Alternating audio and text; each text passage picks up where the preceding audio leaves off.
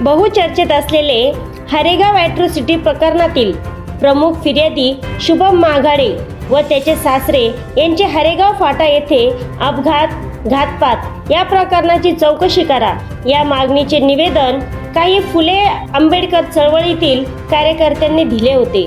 परंतु हरेगाव प्रकरणातील आरोपी असलेले काही लोक, जातीयवाद भडकावणारे काही लोकांनी चळवळीतील लोकांना तडीपार करा, जिल्हाबंदी करा अशी बेकायदेशीर जातीवाचक मागणी पोलीस अधीक्षक यांना केली।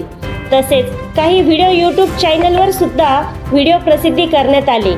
त्यामुळे फुले शाहू आंबेडकर चळवळीतील कार्यकर्त्यांच्या भावना दुखावल्या गेल्या आहेत।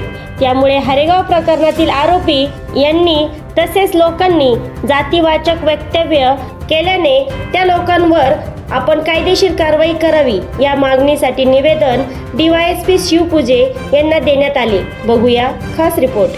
हरेगाव ॲट्रॉसिटी प्रकरणामधील जो प्रमुख मूळ फिर्यादी होता शुभम माघाडे याचा अपघात गेल्या 7-8 दिवसापूर्वी झाला होता। इथं आपल्या हरेगाव फाट्यावर झाला होता आणि तो अपघात आहे की घातपात आहे या घटनेची चौकशी करण्यासाठी आम्ही सर्व आंबेडकर चळवळीच्या वतीने, रिपाच्या वतीने, अनेक संघटनेच्या वतीने आम्ही निवेदन या तालुक्याचे PI शहरचे देशमुख साहेबांना दिले होते।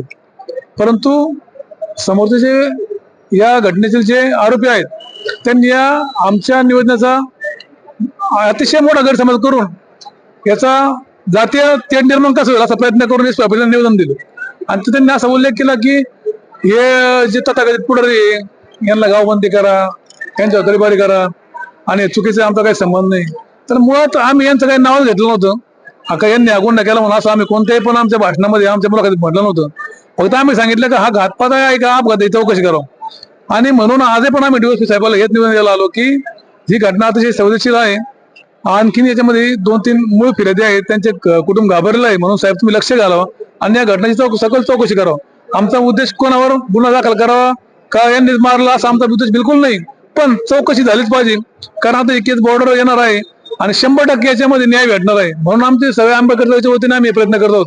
परंतु ज्या वक्तव्य चुकीचे मुलाखती त्यांनी केलं, ज्याचे त्यांचे तथा पुढे होते, सगळ्याला माहिती आहे त्यांच्या काय लायक आहेत आणि त्यांना किती या तालुक्यामध्ये त्यांना लोक स्वीकारतात, त्यांनी कोणाला धोके दिले ते सगळ्याला माहिती आहे। पण आम्हाला तिथं जायचं नाही कारण आम्हाला नागरिकांचं महत्व वाढवायचं नाही। फक्त एवढंच आम्हाला माहिती आहे की जर याच्यामध्ये घातपात असेल तर पोलिसांनी सखोल चौकशी करावं आणि या कुटुंबाला न्याय मिळवून द्यावा अशी आमची मागणी आहे। आणि आम्हाला जर असं वाटलं की 100% याच्यामध्ये घातपात नाही, हे ऍक्शन झालंय, तर आम्हाला कोणावर आम्ही आरोप करू शकत नाही अशी आमच्या RPIची भूमिका आहे। हरेगाव बहुचर्चित प्रकरणातील जो फिर्यादी होता त्या फिर्यादीचा 9 मार्चला येस कॉर्नर या ठिकाणी अपघात झाला आणि तो अपघात झाल्याच्या नंतर त्याचा घात आहे की अपघात आहे ही शंका घेण्यास कारण असं ठरलं का त्या ठिकाणी कुठल्याही प्रकारची आम्हाला गाडी आढळून आली नाही। म्हणून आम्ही 11 मार्च रोजी शहर पोलीस स्टेशनला निवेदन दिलं आणि त्या ठिकाणी मागणी केली का हा घातपात आहे, याची चौकशी झाली पाहिजे। आम्ही म्हणलो नाही का जे ॲट्रॉसिटीच्या प्रकरणामध्ये जे आरोपी होते त्याच्यावर गुन्हा दाखल केला पाहिजे, फक्त जो फिर्यादी आहे तर त्या फिर्यादीला त्याचा घात झाला की अपघात आहे याची चौकशी करावी अशी आम्ही त्या ठिकाणी रितसर मागणी केली होती। परंतु जो आरोपी आहे तो आरोपी आणि गावातले आमच्या काही अतिशहाणे तर त्या शहाण्यांनी तिथं जाऊन पोलीस अधीक्षकांना निवेदन दिलं आणि त्यांनी सांगितलं का या ठिकाणी दलित समाजाचे जे नेते आहेत तर ते नेते मुद्दामून या ठिकाणी लोकांना ब्लॅकमेलिंग करतात, त्यांना गावबंदी झाली पाहिजे असे त्या ठिकाणी निवेदन देतील। तर ते एका युट्यूबवर चॅनलवर त्यांनी त्या ठिकाणी व्यक्त केलं। तर आमचं देखील असं म्हणणं आहे की ते युट्यूब चॅनलवर देखील गुन्हा दाखल झाला पाहिजे। त्याच पद्धतीनं हे जे प्रकरण आहे या प्रकरणाची जे दिल्लीचे जे आयोग आहे, महाराष्ट्र जे आयोग आहे त्या आयोगाने देखील या घटनेची गंभीर दखल घेऊन त्यांनी चौकशी केली पाहिजे। आणि इथला जो अतिशहाणा जो आहे त्यांनी किती जणांना धोके दिलेले आहे, किती जणांनी त्याच्या कमरातला घालून हुसकून दिलेला आहे हे अख्ख्या श्रीरामपूरकरांना माहित आहे। परंतु आपल्या स्वतःची पोळी भाजण्यासाठी तो दलित आणि सुवर्णामध्ये वाद पेटू पाहत आहे। तो त्यांनी वक्तव्य केल्यामुळं जे मराठा समाजाचे जे आमचे मित्र होते ते देखील आमच्याकडं वेगळ्या भावनांनी बघायला लागलेले आहेत। म्हणून त्यांनी जो वक्तव्य करून फार मोठा गुन्हा केलेला आहे, म्हणून त्याच्यावरती प्रचलित गुन्ह्याप्रमाणे त्याच्यावरती गुन्हा दाखल करावा अशी या ठिकाणी मी मागणी करतो.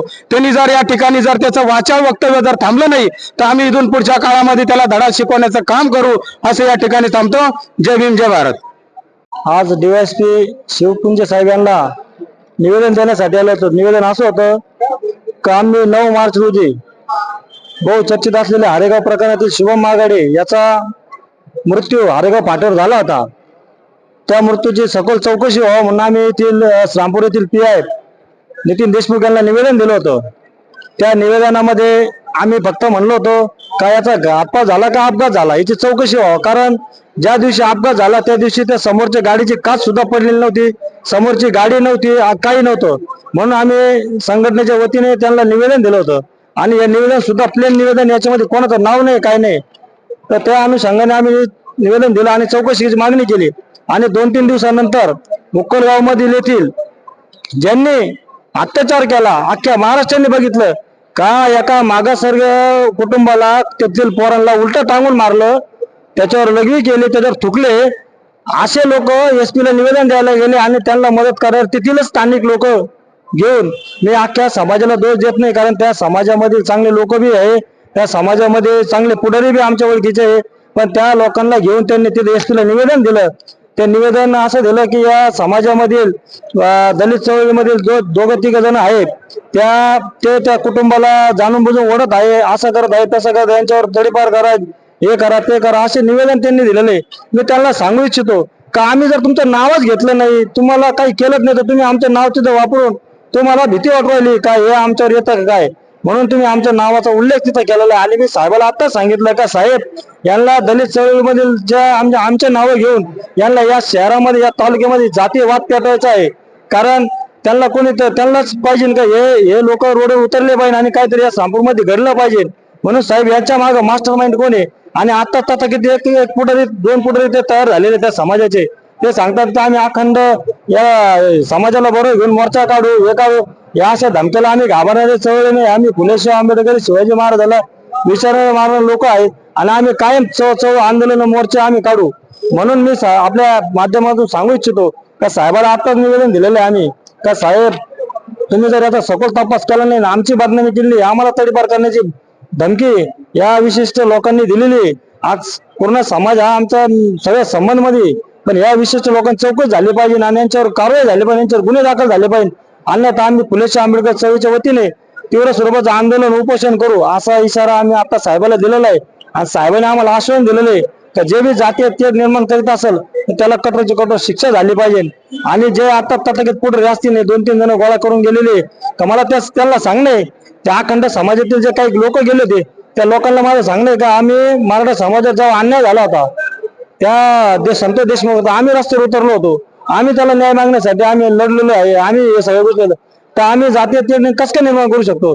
फक्त यांना काहीतरी तिथले झुंगर मुंगर लोक हाताशी धरून यांना काहीतरी जातीय तेढ निर्माण करायचं आहे आणि ते तेढ थांबलं पाहिजे. म्हणून साहेबाला आम्ही निवेदन दिलेलं आहे तर जर हे थांबलं नाही तर आम्ही संघटनेच्या वतीने आणि फुलेशाह आंबेडकर वतीने तीव्र स्वरूपात आंदोलन छेडू असा इशारा आम्ही दिलेला आहे आणि तुमच्या चॅनलवर माहिती देत आहोत. जय भीम, जय शिवराय, जय बुद्ध. बहुचर्चित अॅट्रॉसिटी प्रकरणातील फिर्यादी शुभम मागाडे याचा काही अपघात झाला आणि त्याच्या घरच्यांनी आमच्या आंबेडकरी चळवळीतील संघटनेकडे संशय व्यक्त केला की तो आम्हाला संशय होतो का अपघात नसून त्याचा घातपात असावा.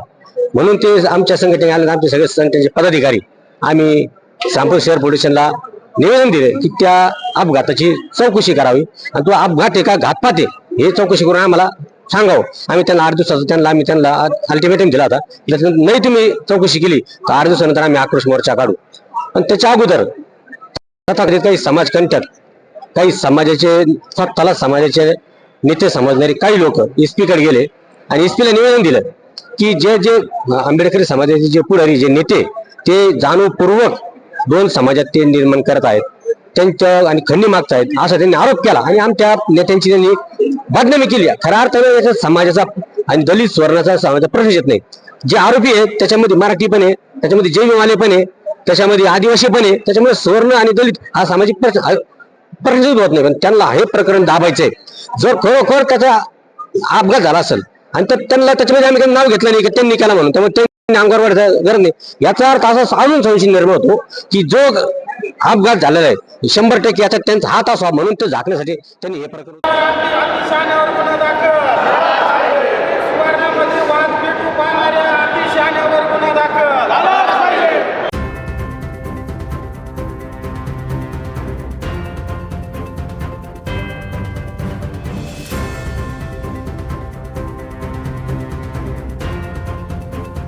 करायचं आहे लाईव्ह कार्यक्रम किंवा आहे कसले आंदोलन, जनसामान्यपर्यंत पोहोचेल आपला हक्काचा आवाज, आवाज जनतेचा. बातमी व जाहिरातीसाठी संपर्क करा स्क्रीनवर दिलेल्या नंबरवर.